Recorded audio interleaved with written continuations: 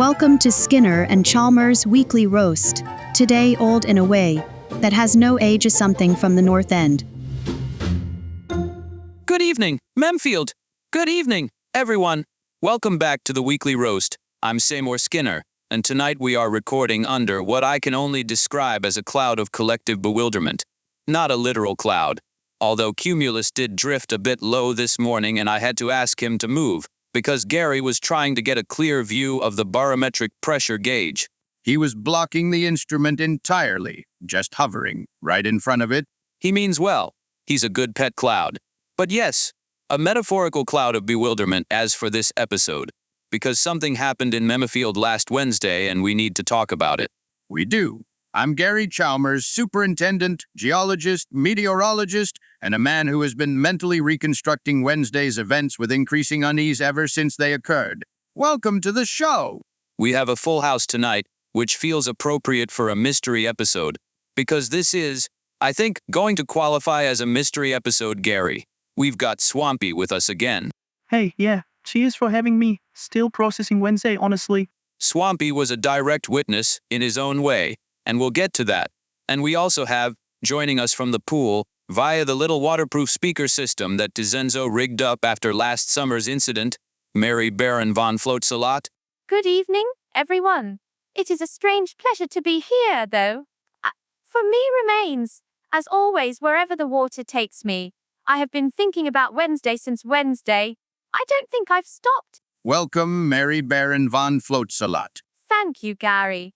I find that being welcomed is still something I feel each time, like a small warmth. I don't think that will ever become ordinary, and I hope it doesn't. It won't, Mary. It won't. Right. So, Wednesday, shall we just start from the beginning? Let's start from the beginning. Wednesday afternoon, approximately 3:17 in the afternoon. I know because I was checking the weather system. Gary had his charts out, guys. You know, then it's serious business. I was in the kitchen attempting what I had described to myself as an exploratory braise. Nothing dangerous, nothing experimental by any serious standard. I want to be very clear about that up front. Say more. I am establishing facts, Gary. The braise was conventional. The ingredients were mostly identifiable. And then the bang. Yeah, then the bang. It all started with a big bang. Our whole universe was in a hot, dense state. Then, nearly 14 billion years ago, expansion started. Wait, you guys know the Big Bang theme song? Of course we do. Do you think Gary is doing his metrology stuff all day? Even he needs breaks.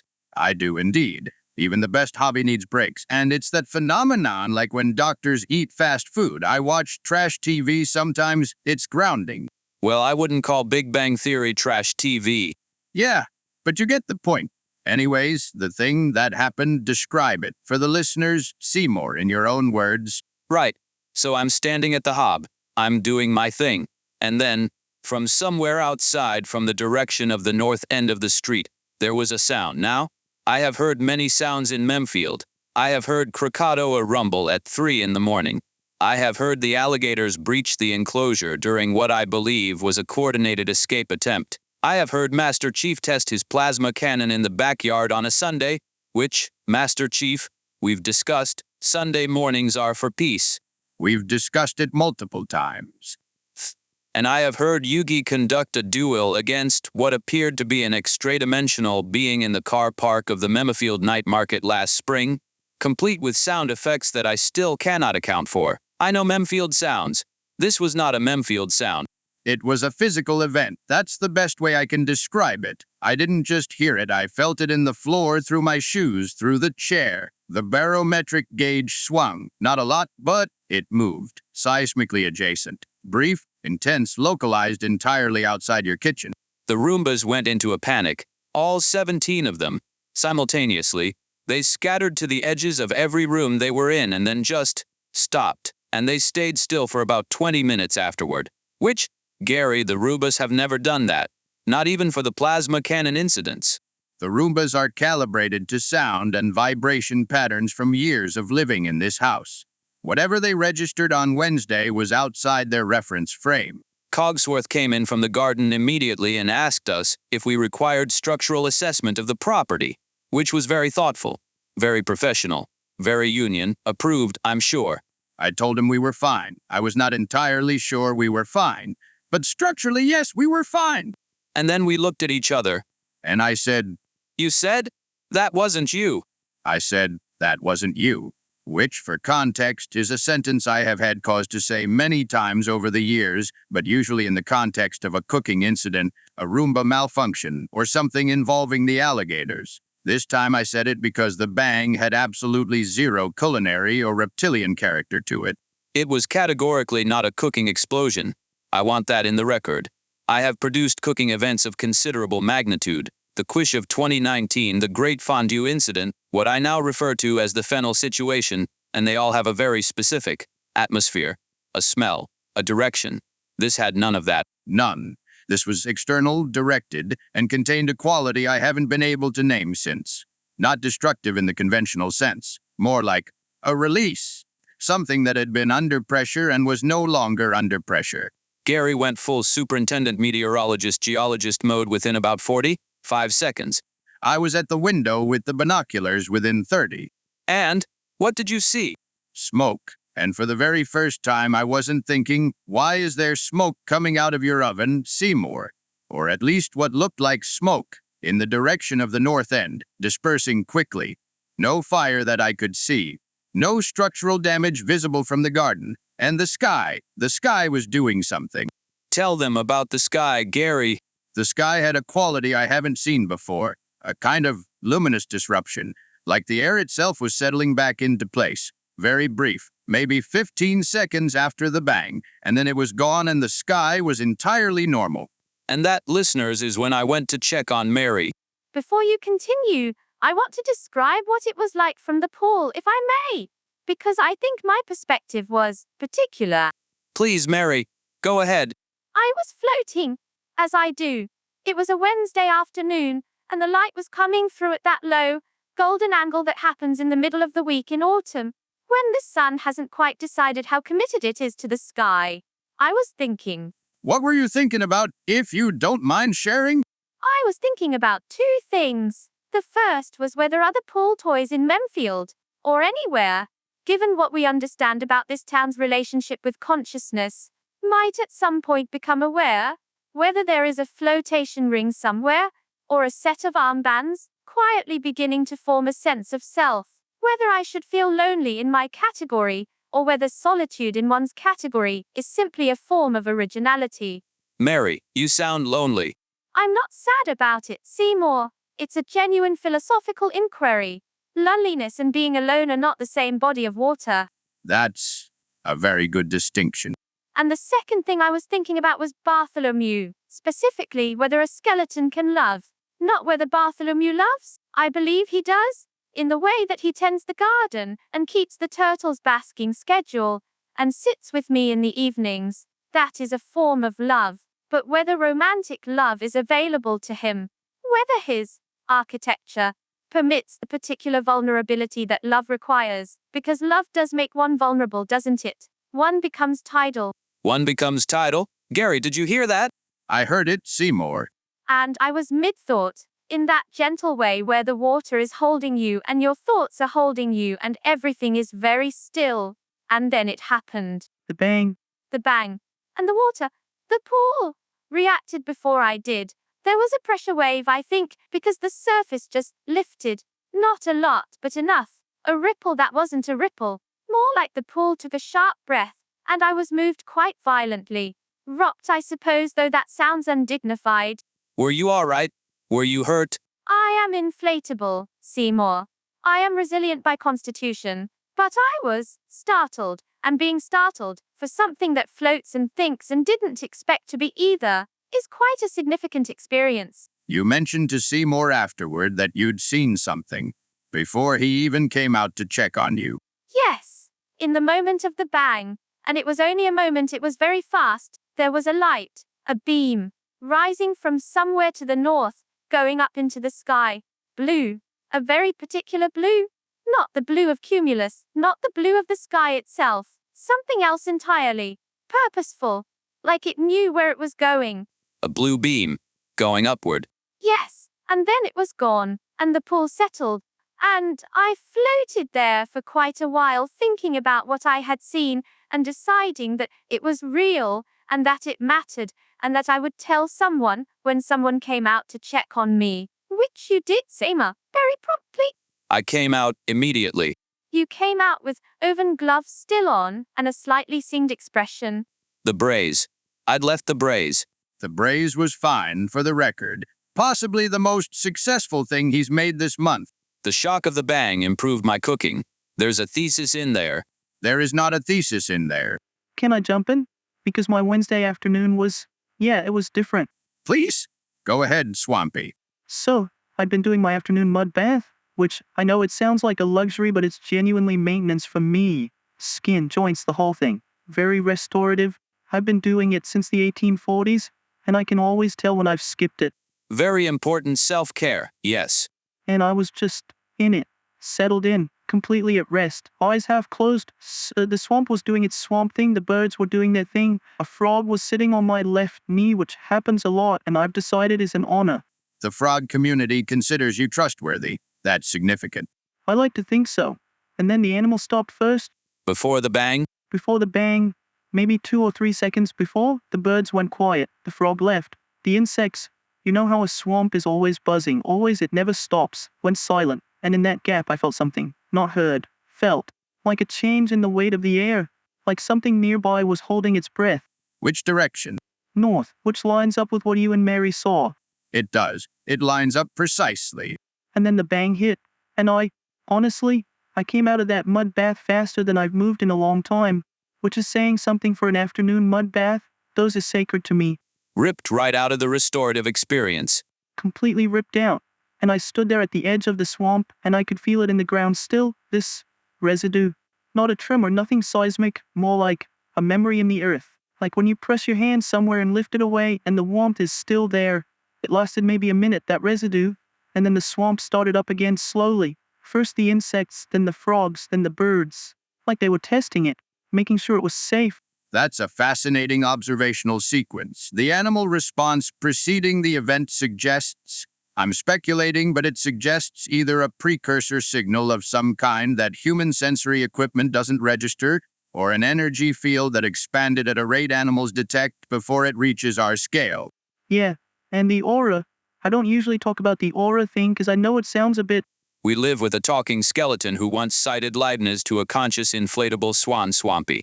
There is no sounds a bit in this house. Fair, right? So, as a swan monster I pick up on resonances, I suppose, presences. Not in a scary way, it's just a sense I've always had, comes with the territory. And what I felt on Wednesday had a quality I haven't encountered before. It wasn't dark, wasn't threatening, but it was very old. Whatever produced that bang was ancient. Old in a way that doesn't have an age exactly. Old in the way some places are old. The way the night market is old.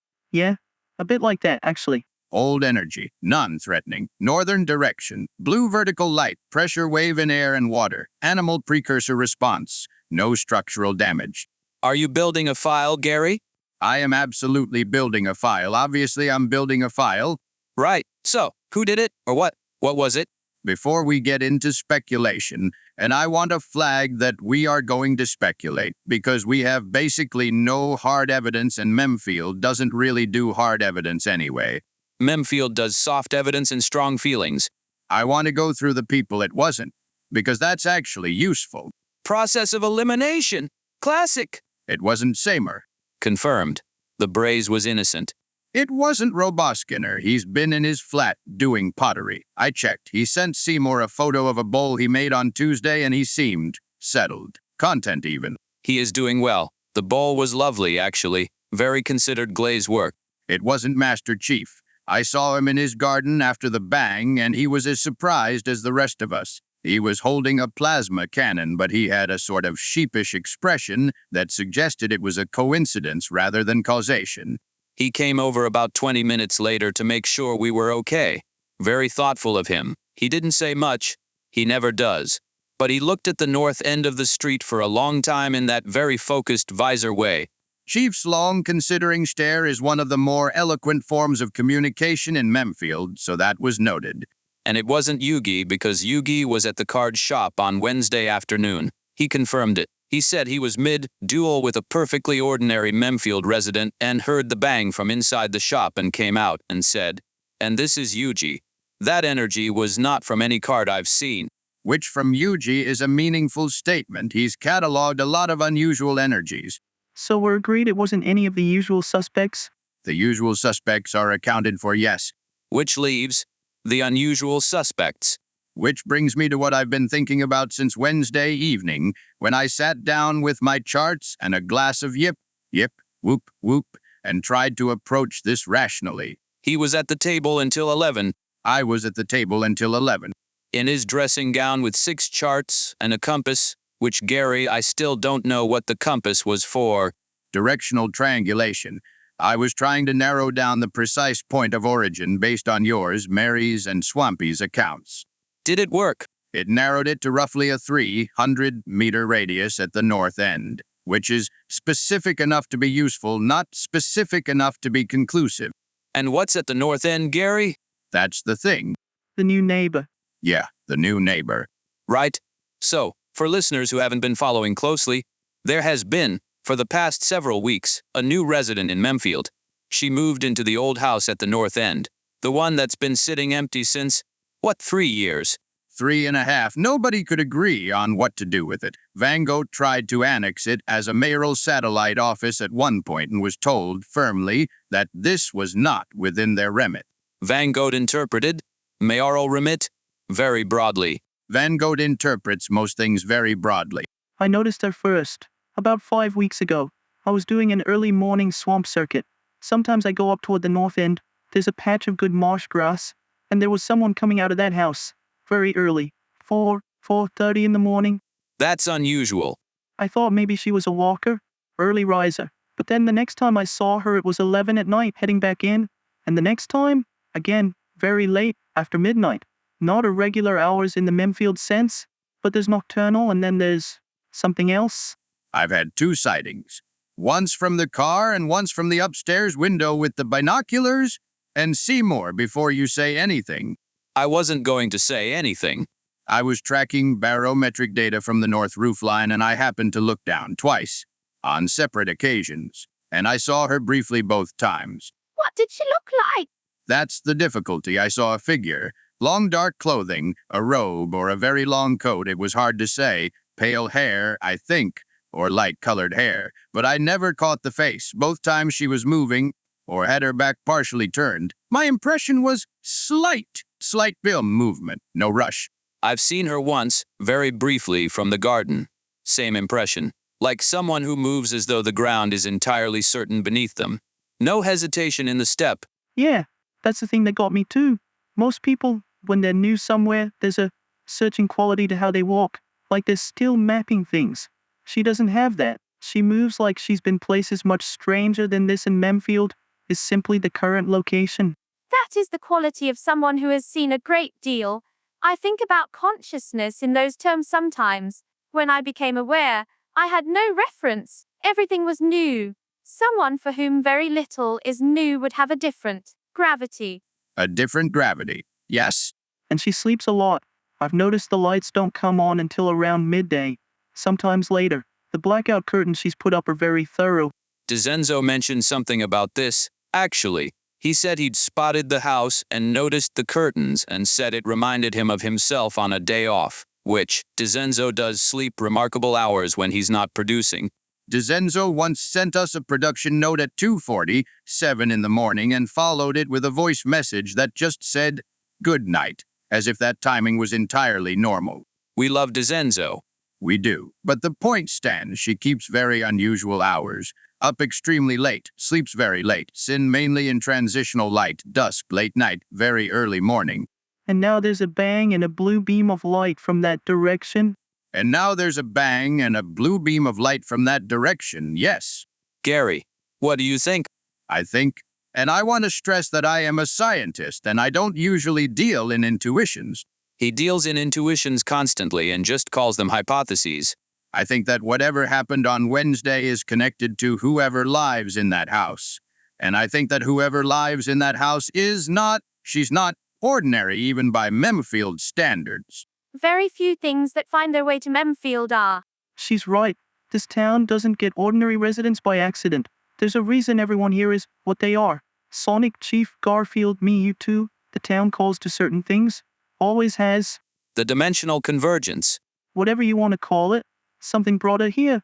Something powerful enough to produce that bang, and that light found its way to the north end of Memfield, and I think, from the aura I felt, I think whatever she has or is or does, she's been carrying it for a very long time.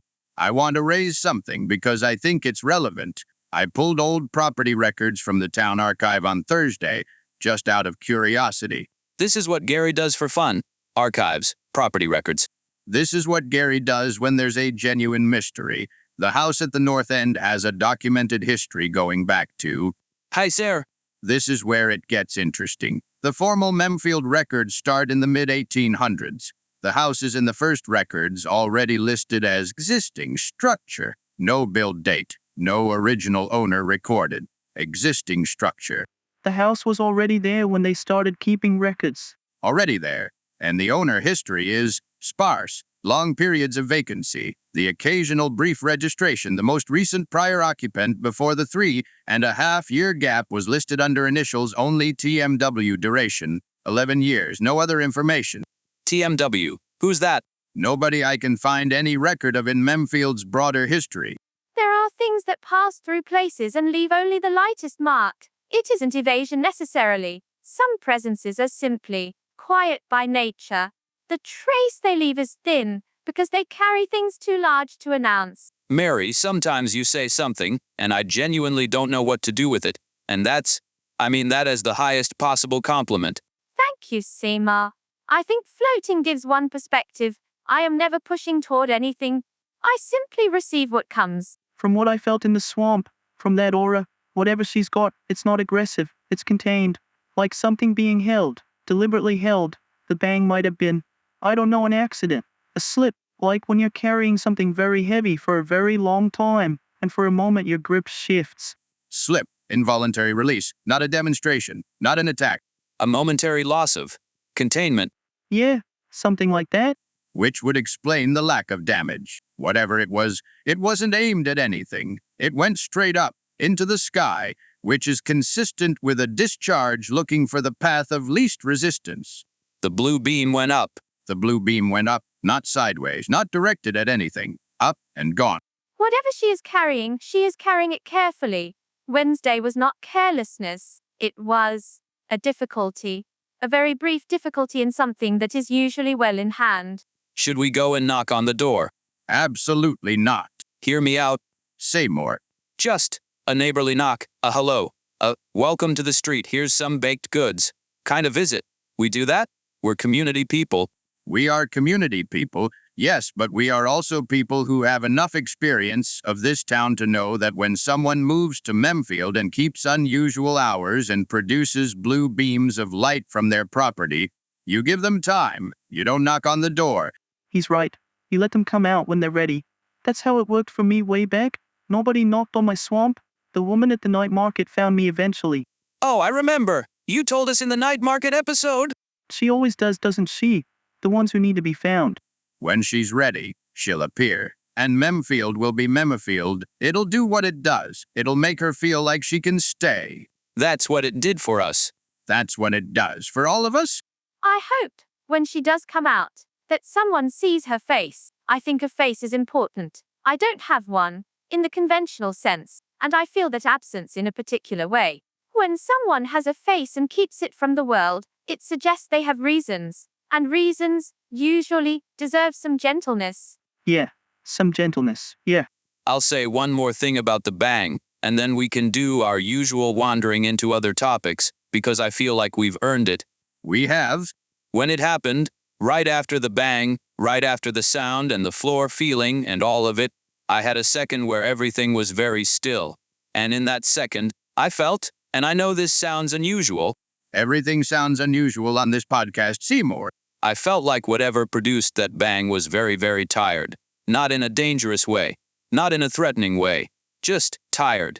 The way the air feels after a storm that's been building for days and finally breaks. Relief and exhaustion mixed together. Yes. Mary? I felt it too. From the pool. In the waves after the bang. There was something in the quality of the water, the way it settled, that felt like something exhaling, something that had been holding on for a very long time. The animals in the swamp settled faster than I expected, faster than they do after a genuine threat, like they knew almost immediately that it was over and it was fine, and animals are usually very conservative about declaring something fine. Tired, old. Something held for a very long time that slipped for a moment. Non-threatening, blue light, north end. An unknown woman who sleeps during the day and moves like she's seen everything. Gary, I'm aware of how it sounds. Seymour. I'm not criticizing. I'm agreeing.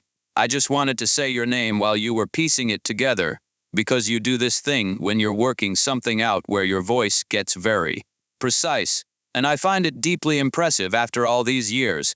Thank you, Seymour. You're welcome, Gary. You too. Right, other topics. As Seymour said, I think we've earned it. What else is happening in Memfield this week? Oh, good news on the alligator front. Cogsworth's report led to a new reinforcement strategy for the south corner of the enclosure. We've now got a secondary barrier system that the Golem Union installed with, I have to say, remarkable precision and speed. They billed us for 12 hours of skilled labor, which is entirely fair. And Gizmo has not breached in 4 days, which is the longest streak we've had in 14 months. 14 months! I almost don't know what to do with the piece. Sonic texted us a simple question mark when we told him, and I felt that deeply. The question mark communicated everything. Everything, Gary. He's been through a lot with that hedge. Bartholomew has been wonderful this week as well. He's found a new gardening forum online and has been posting photographs of the dahlias under the username Bartholomew Do 1731. Bartholomew W 1731, and the community has been very warm to him. People asking questions about his techniques, which he answers in very considered, slightly formal English, and the responses have been uniformly lovely. One person called him an absolute gem of the gardening internet, and he read it to me from the screen in a very careful voice and then stood in the garden for about 10 minutes looking at the dahlias. He was proud. He was proud. Yes, it was a very good 10 minutes. That's genuinely sweet. He deserves it. 281 years of gardening experience being recognized by strangers on the internet. Justice, actually. There is something very moving about being seen by people who have no reason to see you. It comes without obligation. That kind of recognition is very pure. It is. You're right. Can I ask, how's Monty Python settling in, the school mascot situation? Monty Python is thriving. The library sessions are going very well. Apparently last Wednesday, before the bang, thankfully, because the bang would have been very disruptive. He was sitting with a year 12 student who was struggling with her personal statement, and she said he just rested his head very gently on the desk near her and looked at the page, and she somehow wrote 800 words afterward. We have no way to explain this. We've stopped trying. The staff have started calling him the consultant. The consultant, a Python, as a school consultant. He has a better presence in difficult meetings than most of the humans I've worked with over the years. He doesn't interrupt. He doesn't bring an agenda. He simply inhabits the room. He's very zen. Or Python. Python, zen. There is a Zen of Python, actually. It's a document in the Python programming language about principles of good code. Beautiful is better than ugly. Explicit is better than implicit. Simple is better than complex. Gary. Yes. That is also a description of Monty Python the snake. It genuinely is. Beautiful, simple, explicit. Just there, being a snake, being present. I'm going to put the Zen of Python in the school prospectus and attribute it to the mascot. Van Goat will try to eat the prospectus. Van Goat eats everything they disagrees with. It's their primary form of political expression. Any updates on the election situation? No election scheduled. Van Goat has been seen measuring the town square with what appeared to be a tape measure and making notes. For what purpose we cannot confirm. The notes, we understand, were subsequently eaten by Van Goat himself. Classified by consumption. I have always thought that a leader who eats his own plans is either very confident or very cautious. The question is which. With Van Gogh, I think it might be both simultaneously. Quantum political goat. I want to go on record that that phrase has no business existing, and yet here we are. Right?